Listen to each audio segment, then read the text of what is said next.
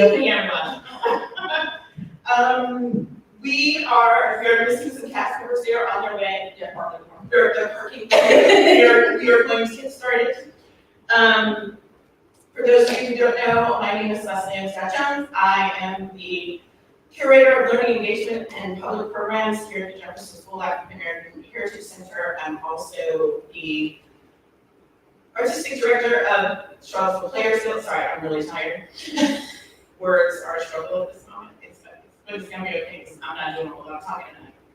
They're doing it. So we are here to have a little discussion with the cast of King Hedley. So if you're watching on Facebook or YouTube, please go in the comments, send in your questions, and I will relay them to the cast members and we will get them answered. We are gonna start it off with a question that was emailed to me. Okay, for someone who saw the show, saw the very last show yesterday, I'm gonna skip because it's a long email. Okay, King Hedley II was the toughest of this set for me. Perhaps it's because it was situated as the final curtain. This morning I read the script. I noticed that King cries out "Mama" just before Ruby shoots him. I missed that on Sunday. In real time, I sort of noticed Stool Pigeon's antithetical enthusiasm, but this was overwhelmed, or maybe I just missed it, due to the tragic context.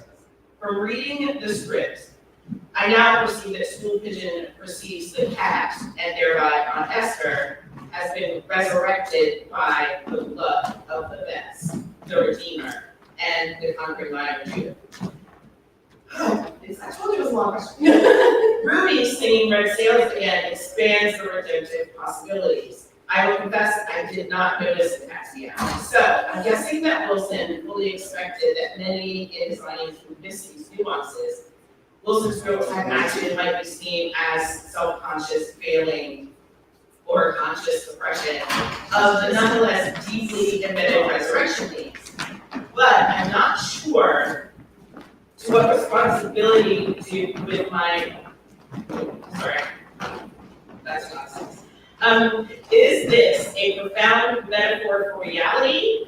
We typically neglect such possibilities, but they exist and persist. Is this Wilson's psychology and aesthetic acknowledging a perpetual dialectic between tragedy and transcendence, and quite purposefully emphasizing the tragic? Could this even be an expression of the eternal tension between subjective experience and objective text? Go.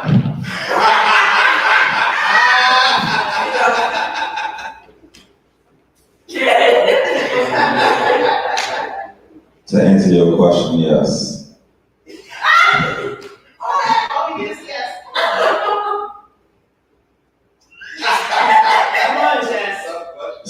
So what I heard, correct me if y'all heard otherwise.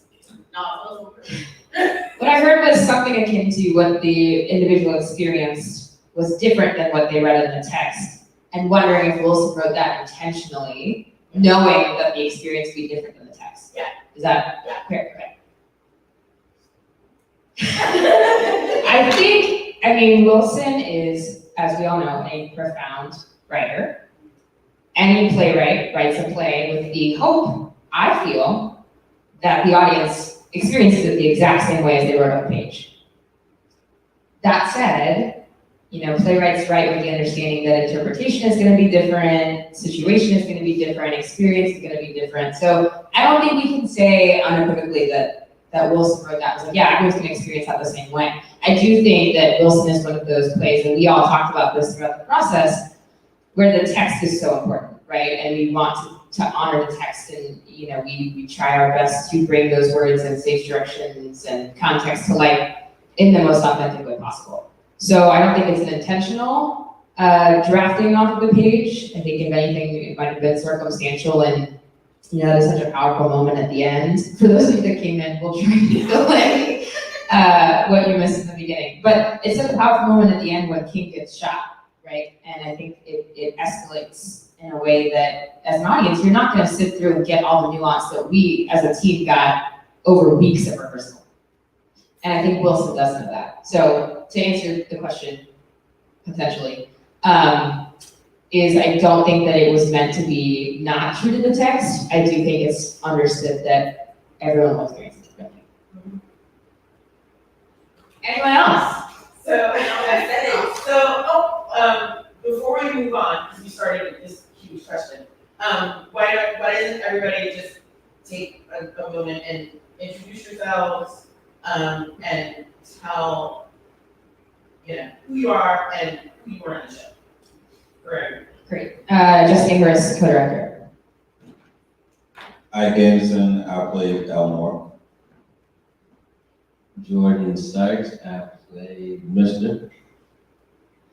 Denise Foley, I played Ruby. Nicholas Berkeley plays School Vision. Vanessa Davis, I played Tanya. Did it work? Doobie.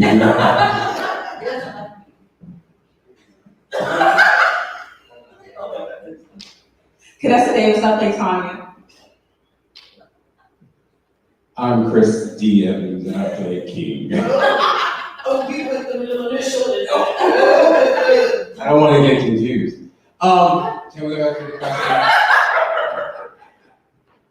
I was confused a little bit by the question, only because I heard parts of it, but then I heard you break it down. And was it to mean that what they read is not what they saw? Or was that? Yeah, they were noticing a difference, like a kind of cognitive dissonance between what they read on the page and what they saw. And I thought that question was interesting because normally it's the opposite, right? People read Wilson and they're like, how does this happen on stage? Because right? my follow-up to that is where? So it was you saying mama, the cat meowing, Okay, the sort of disconnect maybe in the school pigeon's response, that was more. so we're talking about the end. in general. Okay. Just the end. Because I believe, like you were saying, the one big thing about Wilson that a lot of other playwrights have, he doesn't have. Most of it's not open to interpretation. It's there, literally in black and white. So the idea that what you read and what you see to be so different. Question.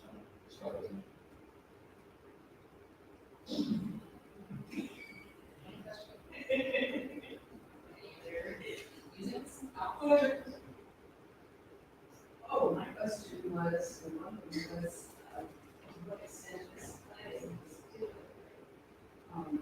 Is it culmination, the scene by Wilson is the culmination? All the others, this is the last one. And I guess the related question, which we really don't know, is did he see this as the last play in the cycle? Well, it's not the last play of the cycle chronologically. Chronologically, there's one more, there's Radio Law. And is that the way he saw it? Or that would come after? Well, he didn't write them in order. Oh, see. The last one he actually wrote was Gem of the Ocean, which is chronological first. With all these characters coming back in some aspect. Yeah. You know, this play is very, and they weren't written in word. Yeah, the first one he wrote was Jimmy, Yes. and the last one he wrote was Gem of the Ocean. So are you all done something amazing? All of them, except I guess, We've done Radio Law. you're gonna, okay. So how many other players, groups have done the whole thing? Professionally, 12. But we are the only history and culture organization to do the entire song. And you're gonna do it again?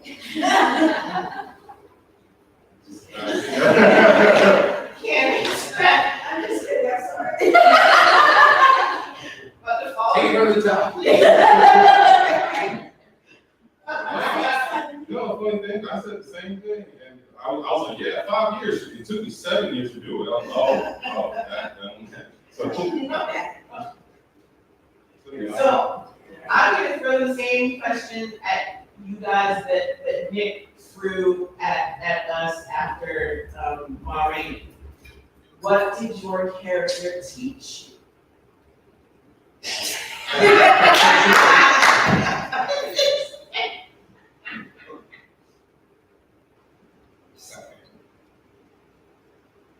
I would say Sophie taught me how to surrender. No matter how much higher knowledge that I would have or this character will have, it's still right there. As I said, black and white. Just it still kind of plays out. Even when I do my prophecies and whatnot, I mean those things are based on the Bible per se, but it's just surrender. And that's because I mean I think I pulled from that because like I used to go to school out west, had an idea for what I wanted out west, and then life does what it does. And here I am like in Charlottesville, and I have some August Wilson credits underneath my belt, and that kind of makes my resume a lot more well relevant than usual. And so it's just God's got a plan. So it's just one of those things where it's like I can think all the things I want for myself. God is like, cool story, bro. I got something for you. And so this is one of those things, and it's like you just gotta take a step back with it. And so I like to think I'm smart and get myself through any situation, but how much I can think to a situation, I was like, yeah. Just let me place you here. So yeah, that's probably one of the biggest things that I learned. Sounds like you're the perfect person. I didn't know that. I ain't gonna lie. I was. it was his name at first. I mean, it really throws you off. But him being a truthsayer, the hood version of a truthsayer is a stupid. And so, yeah, but it takes reading to connect those two. But yeah, it was just one of those things. Because like at first, I was really fascinated with King, and that came from King Hedley and being able to literally pass the baton to himself and then do the young thing now. But again, it was just even more interesting to be that crazy person, Hedley, who kills Floyd, his best friend, and then play the guy who was his best friend to understand what it's like to, you'll never do that in life, where you could really empathize and literally sit yourself on the other side of the crime and just break everything down. It's like, all right, I get it. Yeah, these delusional, crazy men had the bars, but at the same time, play Hedley, I understand it. He took his father's dream and Scared me. I know, please don't. he took his father's dream and really ran himself into the ground with it. He was kind of included in that way, but he still kind of fell into that truthsayer category with his character, because the money just disappears at the end like he said it would. So even though he's deluded, there's still an aspect of truth to it, because he needed it to survive. What about for you? Oh yeah. What for you? Which is funny, because because I was saying I still want to do Joe Turner, and I want to play like the violin career. And it speaks to me.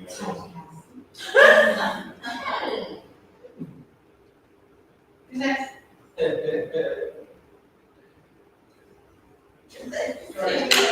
Jordan.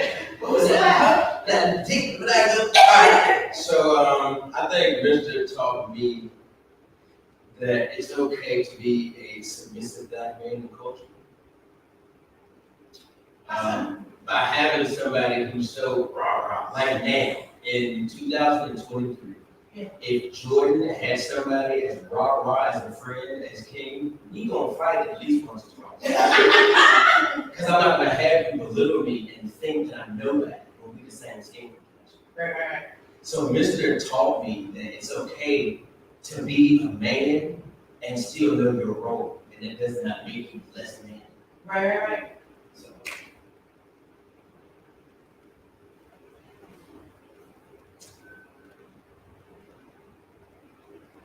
Elmore taught me a lot about persistence. And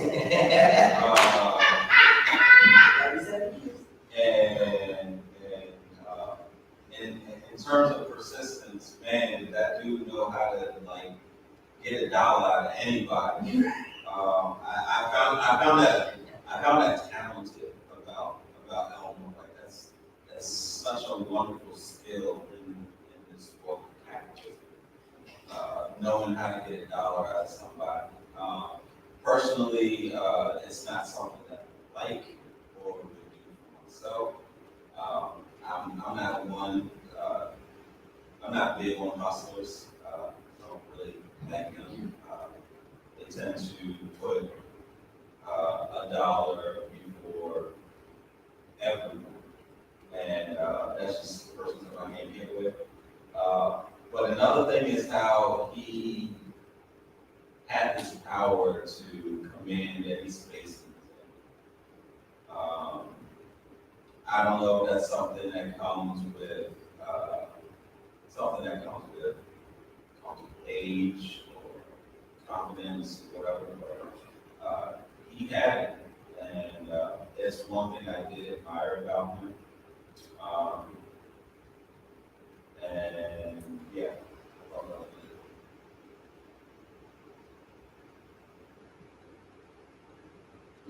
that. I think for me, I was, Ruby taught me a lot about connections, and to continue either having those connections or completely cutting them off if they're going to hurt you. Because she tried so, and she's also one of the only other characters who is tied into another one. She was in Seven Guitars at a younger age.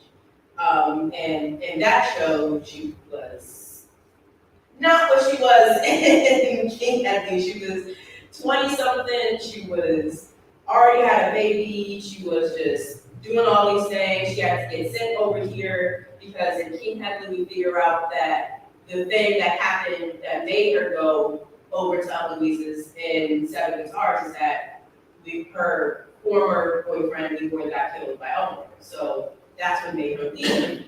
And just having those connections, but not just with the men that she's trying to deal with, but also with family. Because it seems like she was very, very distant from all of her family members.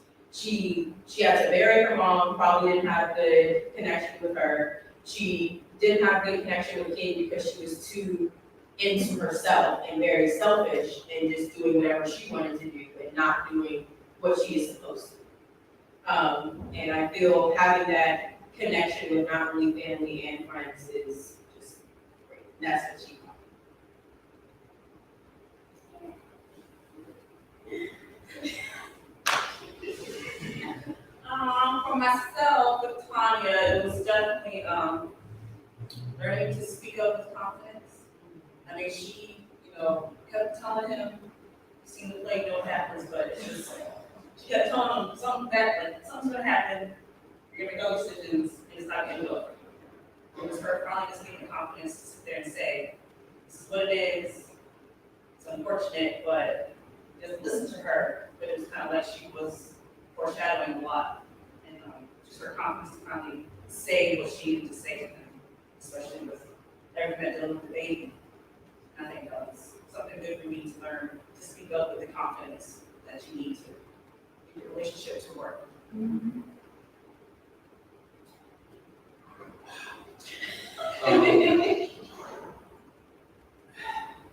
What did I learn from this character? I think the biggest lesson is that you have the option to choose. You have the option to choose. Life is given to you because you're here, but you have the option to choose what you are going to do with that life. Circumstances may not put you in a place where you need to be or should be, but you have that option.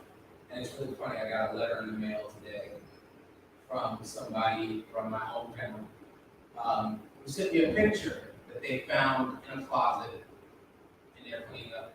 And the picture was a young Chris at probably 16, 17 years old I was gonna. and bright-eyed what was possible and all this other stuff. And to find out that the life that King led could have been mine. It could have been mine. Circumstances could have been mine. But you choose to live a life. You choose the people you're going to be involved with. You choose the circumstances you want to stay in and the circumstances you want to get out of. And it's made me very reflective on some of the choices that I've made. Made some other choices now later in life. But you have those choices. And whether or not you choose to do the right thing, it's totally in your hands. Okay, I'm getting deep. Well, and I had another family member pass away this morning. So I've had 3 family members pass away during the this show. And just everything that's been happening and going on, it's made me quite reflective. Been questioning a lot of things. So it's hard to sit back and watch people live life and don't live in it. Oh, yeah. You know, and these people that have passed away, they were babies, they were older, but when you look back on their life, it's like, what did they lead? What did they do? What was given? And I've had a conversation with Jordan a couple of times with our characters over the money situation. Always telling him, give me the money, we got the money. He's like, I don't know what the money is. I ain't never seen it. And he's like, oh, I got it. And the choice was, I'm gonna keep you in the dark, because you don't need to know. And then now when this guy dies, all this money he's been giving to them, he's not gonna get it, because he don't know where it is. Even though I think Tanya has it, but that's just Tanya has it. because of what the things that August says, you know, like her whole conversation, we're gonna be out running, stealing, and all this other stuff. Well, how do you know I'm doing it? Where's the money? Is it hiding upstairs underneath the mattress? You know, is it in that bottom drawer? And she done seen it a couple of times, and just like, well, I'm gonna take $20 for the rest of it. You know, just, she may not be that girl.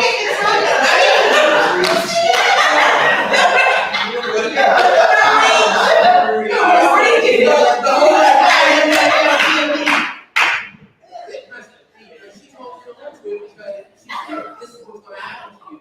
I don't know what's gonna. You keep going down this road. You know, you could do, but you're not doing. You know, I wasn't planning to be the guy who's going to the penitentiary. You may have been there, but you don't have to go back. Things are different. I'm working every day, so you don't have to be on the street. Go get a job like me. Like all these choices that you can make, and whether or not you choose to make the right choice. And love. Period. Just add that on there. So with each of you, how many Wilsons have you done at this point? 1, 2. I've acted in 3. Well, I said done, doesn't matter what. And was directed 1. All right, I see 5. All right, so what is different, for those that have done multiple, what's different, for when you first encountered the work and this time? Well, going into the work this time, I knew it was gonna be hard. So it wasn't a surprise to me that it was gonna be hard and there was gonna be a lot of lines. But still, it's a lot of lines. And the thing with August Wilson, when you try to learn it, is you're all like, it's already wordy enough and you put more words into it. Yeah. You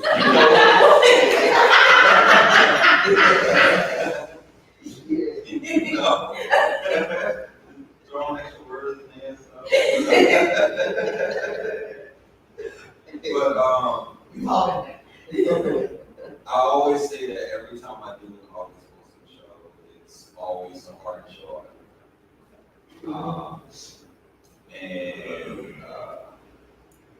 this time, I mean, every rehearsal process is going to have its own struggles.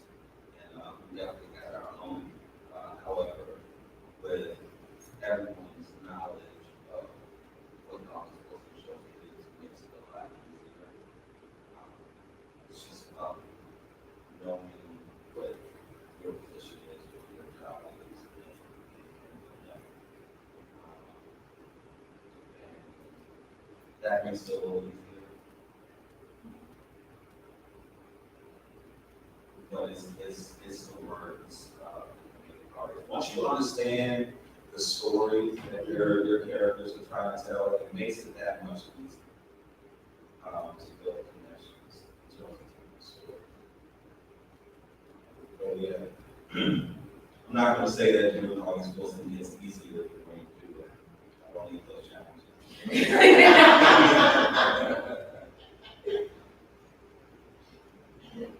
Jerry. You just went on. What's different this time?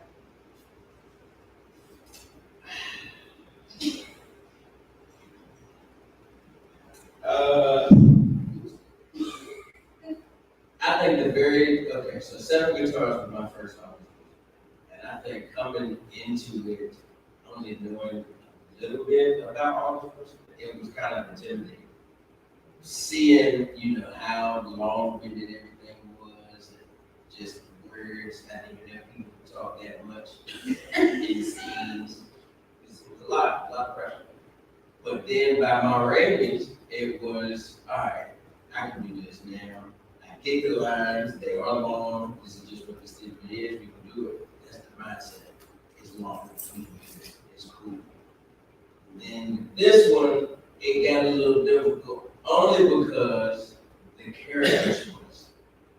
In 7 guitars, I had stuff to say. And then it would be with no break, and I had stuff to say. My ratings, it was conversation, everybody was doing it. This one was a mixture of the two, to where I would just be in conversation and have to sit there.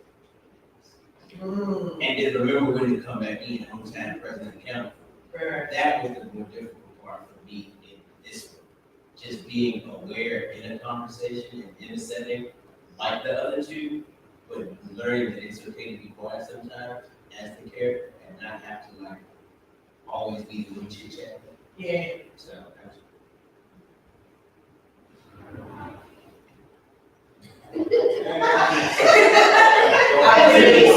Denise turns to you.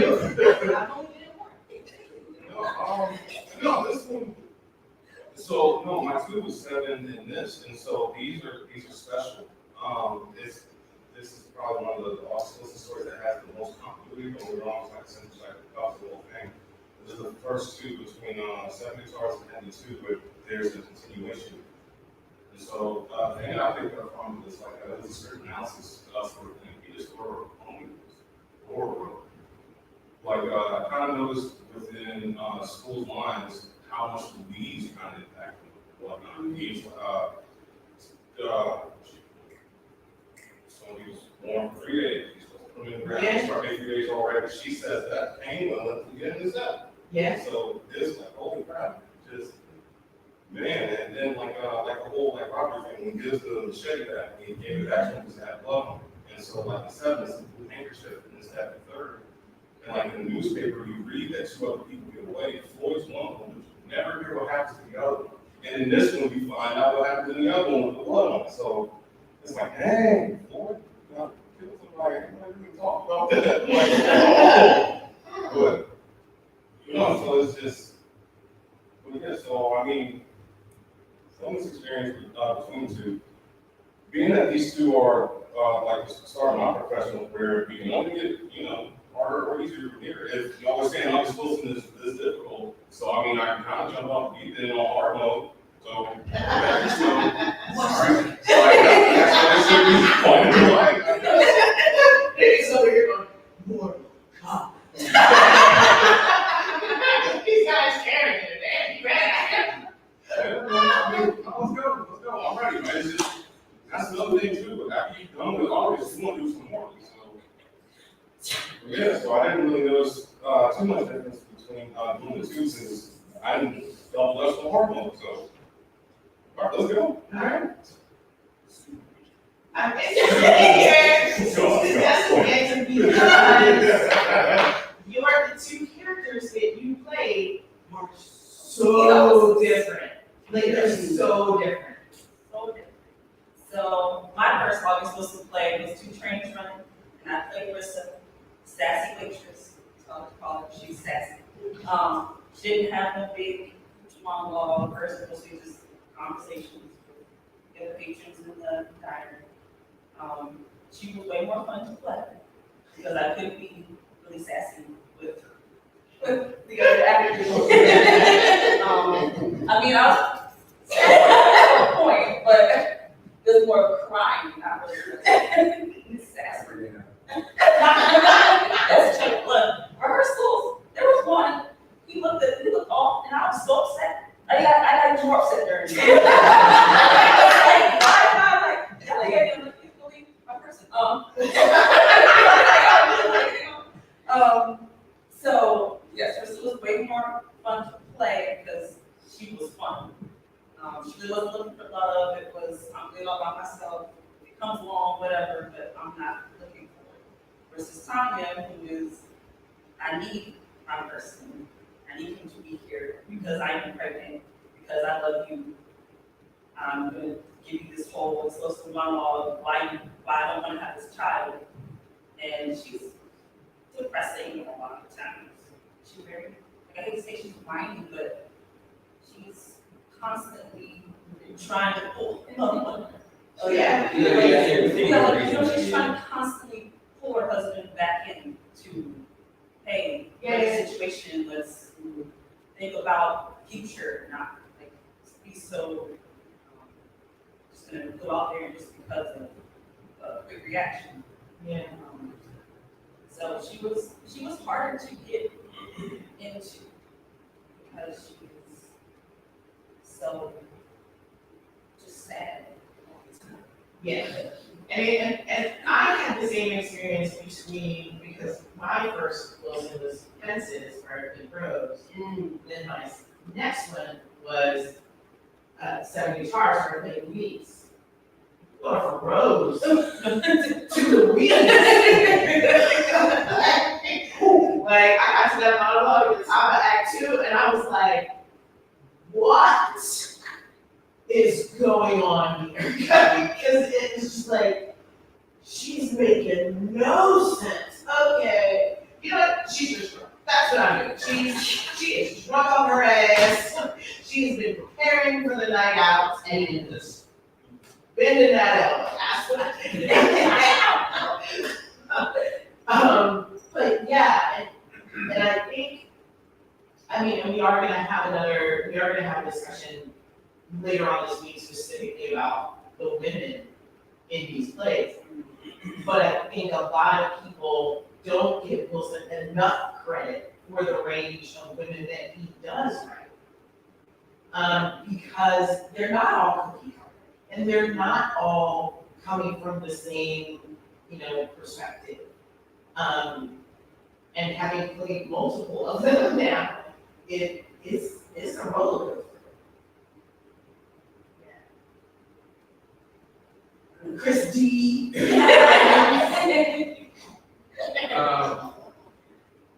So my first August Wilson was, I saw August Wilson before I was in August Wilson. And when I saw it, I understood it. When I was cast in August Wilson, I didn't get it. I didn't get it. I mean, I was familiar with the people that I was looking at, watching the play. But when I started to get into the play, I was like, these people may be too close to who I think they are, as opposed to who they are. But the more study in doing August Wilson, you say, oh, I know these people. I know these people. I saw them, but I know them now. Yeah. I know everything about them. So Bono was first in Fences. And I felt like Jordan, when you step back and you listen a lot, and then you come back and you say, oh, these stories are interesting. And then to do Gem of the Ocean, the stories that you wanted to hear you were a part of now, but you didn't want people to tell those stories. So I felt like, I was conflicted as a character as well as an actor, because I wanted to be so much a part of it than not a part of it. Coming into this, it was more than difficult, only because I didn't want to play this part. I didn't. I so did not want to play this part. When you look at August Wilson after doing one, you say, oh, there's a group of characters that I could possibly play. And I always want to fall to the smaller character so I can spend more time watching everybody else, which is a bad thing to say as an actor. But it's a choice of Wilson that I don't mind making because so much is happening. This scared me because it felt too close to home. It felt really real. Like this guy, he's my uncle. He's my cousin.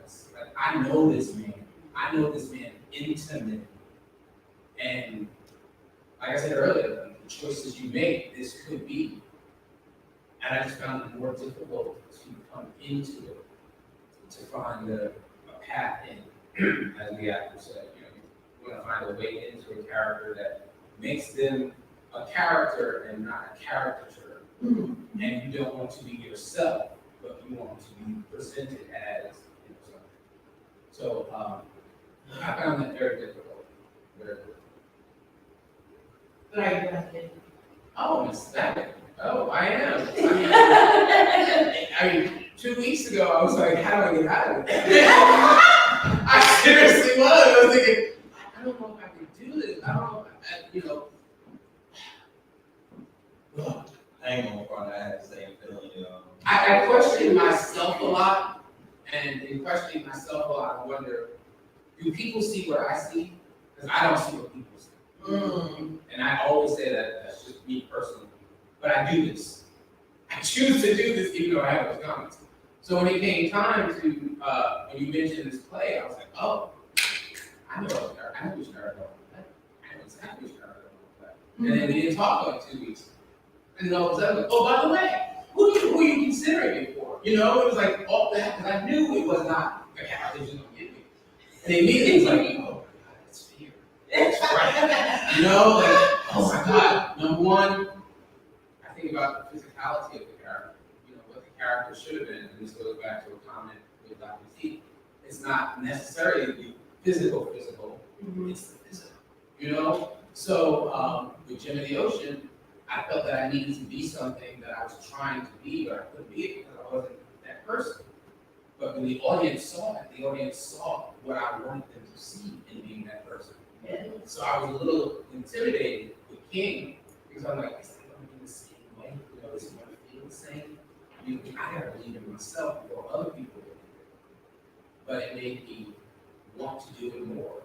And then once we got into it, I'm like, oh, okay, this may work. This may work. And then you have scene partners who are eating the soul. Yeah.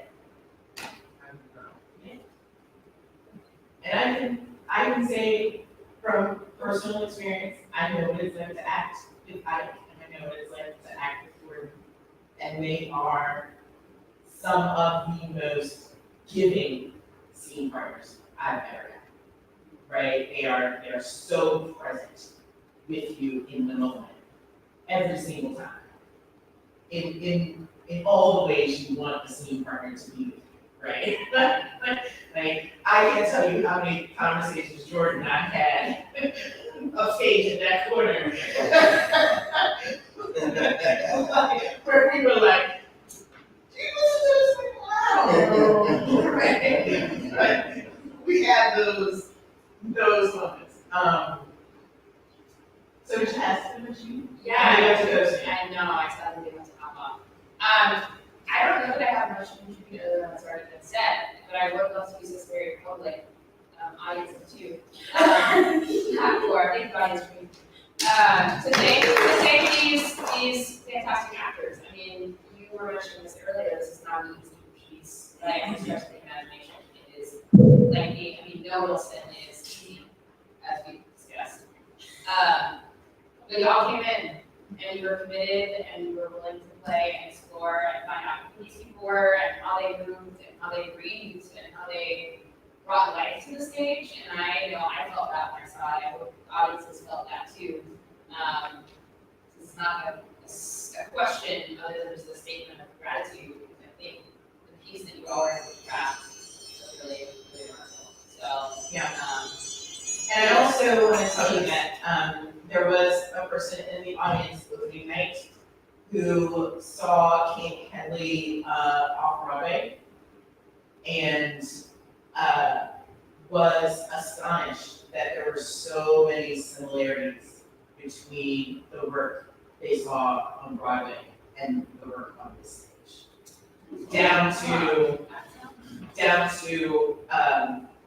physicality, down to like reactions of, you know, when certain characters entered, it was like, oh, yeah, I know that. So I don't want any of you to walk away from this thinking that you just did quote unquote community theater. Okay, this was absolutely like professional level work. And I think that's a wonderful place to end it. Look out for my album. Oh, you know,